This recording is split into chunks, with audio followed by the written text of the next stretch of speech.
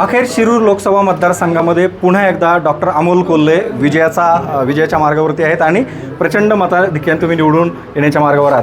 काय श्रेय असेल, कोणाला श्रेय द्याल या एकूण निकालाचं?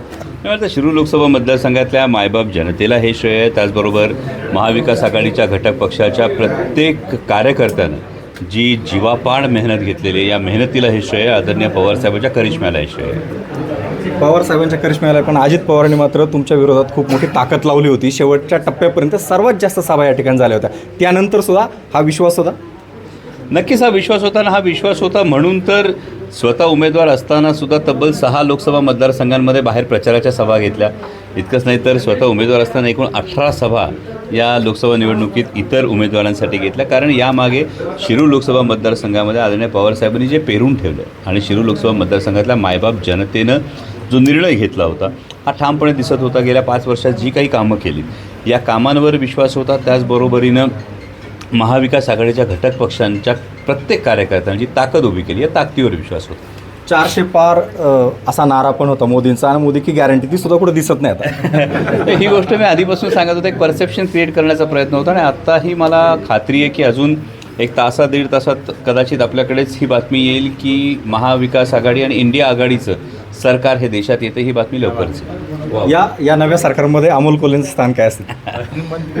आदरणीय पवारसाहेब बांधतील ते धोरण, म्हणजे आदरणीय पवारसाहेब सांगतील ते धोरण, बांधतील ते तोरण. जर आपण पाहिलं तर एकूणच मतदारसंघामध्ये खूप टीका टिप्पण्या झाल्या, तुमच्यावर खूप आरोप झाले, त्याला तुम्ही उत्तर स्वतःच दिलं आणि अतिशय खालच्या टोकावरती ही सगळी निवडणूक पाहायला मिळाली. या सगळ्या निवडणुकीच्या माहोलनंतर आता पुन्हा एकदा निवडून आल्यानंतर आढळरावांच्या सोबत तुम्ही मैत्रीचा हात पुढे नेणार आहात का?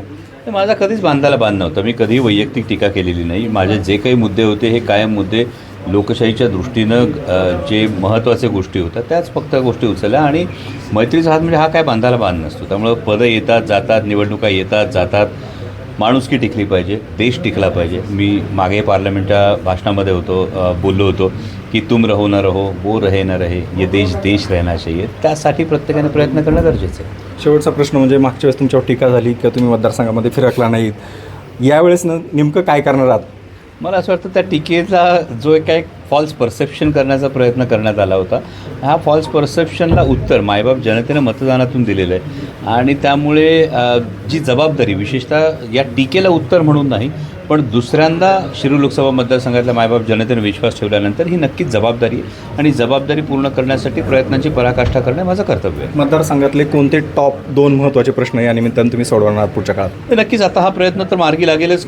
आचारसंहिता संपल्यानंतर पुणे नाशिक हायवेचा आणि पुणे नगर हायवेचा आणि तळेगाव चाकण शिक्रापूर हे 3 जे प्रकल्प आहेत, 19,500 कोटी रुपयांचे जे प्रकल्प आहेत, ज्याची खरं तर विरोधकांनी प्रचारादरम्यान खिल्ली उडवण्याचा प्रयत्न केला, पण याची ॲक्च्युअली टेंडर प्रोसेस सुरू आहे आणि आता त्याचं प्रोसेस हे संपून आचारसंहिता संपल्याबरोबर त्याचं ॲक्च्युली काम सुरू होईल. त्याचबरोबरीनं Pune Nashik semi high speed railway, Indrayani Medicity हे प्रकल्प प्राधान्याने मार्गी लावण्याला माझं कटाक्ष असेल.